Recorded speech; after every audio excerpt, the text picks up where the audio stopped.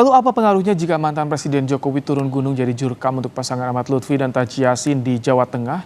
Kita bahas bersama dengan pengamat politik dari Indikator Politik Indonesia, Burhanuddin Muhtadi. Selamat petang, Mas Burhan. Selamat petang, Ibrahim. Baik, Mas Burhan, ini Jokowi digadang-gadang bahkan diminta untuk jadi jurkam Lutfi Taji Yassin. Apakah ini efek Jokowi masih berpengaruh di Jawa Tengah?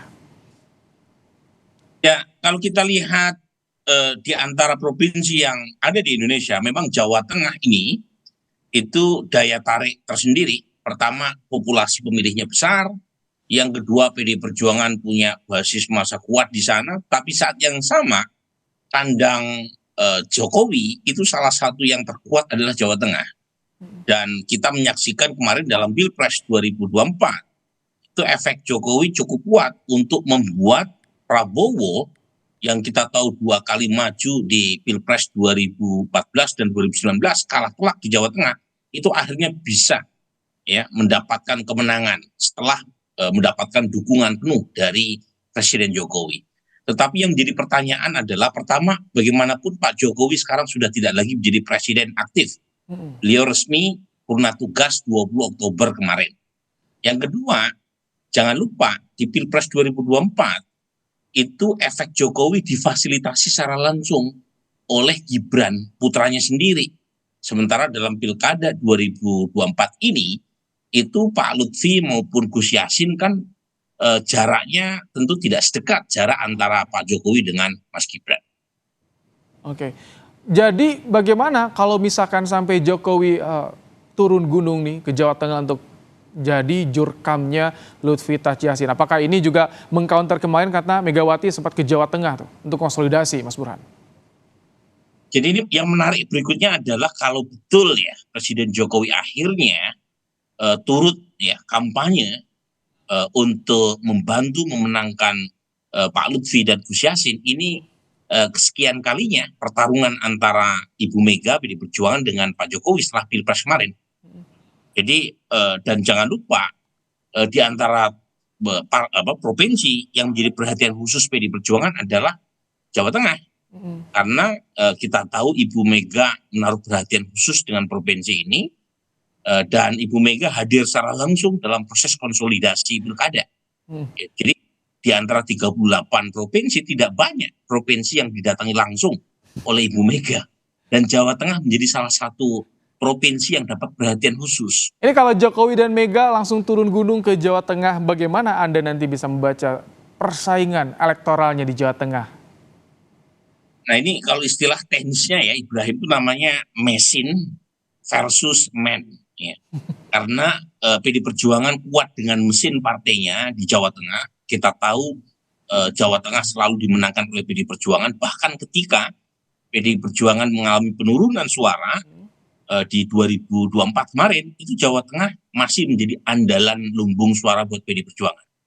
Meskipun ujungnya di Pilpres kalah ketika mengusung Ganjar. Nah, men di sini merujuk pada kekuatan popularitas seorang Jokowi.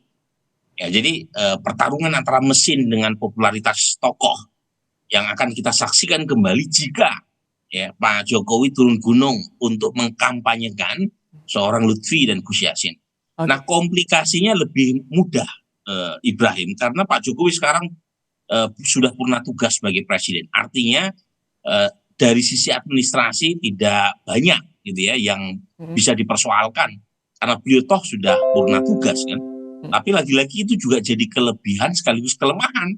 Kelemahannya karena sudah tidak lagi menjabat sebagai presiden, tentu tidak bisa ya. Tapi kalau Gibran kan wapres, apakah itu bisa berpengaruh tidak? Walaupun Jokowi purna tugas, tapi Gibran wapres itu bisa berpengaruh?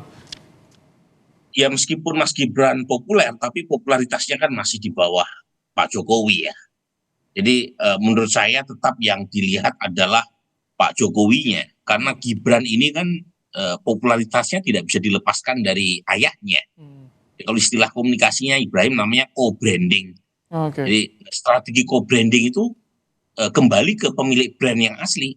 Nah, brand yang asli adalah di Pak Jokowinya, bukan di Mas Gibrannya. Meskipun Mas Gibran sekarang adalah wapres. Gitu. Dan jangan lupa, Pak Lutfi kan diusung oleh banyak partai, termasuk partainya Pak Prabowo kan. Nah, meskipun lagi-lagi Pak Lutfi bukan kader Gerindra, tetapi secara umum Pak Lutfi seharusnya kalau mesin partinya bekerja efektif, itu bisa mendapatkan dukungan minimal 73%. Oke. Karena partai-partai pendukungnya di total itu mampu menguasai 73%, sementara 27% suara di Pileg 2024 kemarin di Jawa Tengah itu memilih PD Perjuangan. Cuma masalahnya kan basis pendukung partai Pak Lutfi sendiri juga belum solid. Dan itu yang menyebabkan kemudian muncul aspirasi dari kalangan partai pendukung Pak Lutfi untuk meminta Pak Jokowi turun gunung.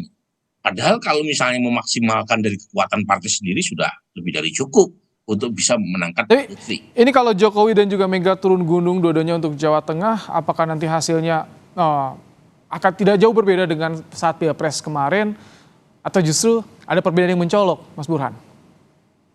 Tadi yang saya singgung Ibrahim ya, kita tidak bisa berandai-andai, tetapi yang jelas yang kita bisa kalkulasi adalah efek Pak Jokowi itu seberapa jauh ketika disampaikan atau ditujukan kepada calon yang secara hubungan darah itu tidak punya hubungan. Kalau Gibran itu kan jelas anaknya kan. Padahal kalau dilihat dari banyak sisi, misalnya Pilpres 2024 kemarin Ibrahim, Pak Jokowi kan sebelumnya efeknya ke Mas Ganjar. Karena Mas Ganjar satu partai dengan Pak Jokowi sebelum akhirnya berpisah jalan, kemudian sama-sama dari Jawa Tengah, sama-sama dari sisi personality ya, suka belusukan.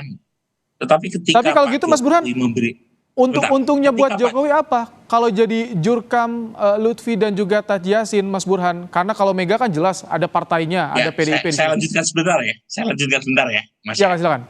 Jadi ketika Pak Jokowi akhirnya mendukung Gibran, ternyata kan darah lebih kental daripada air.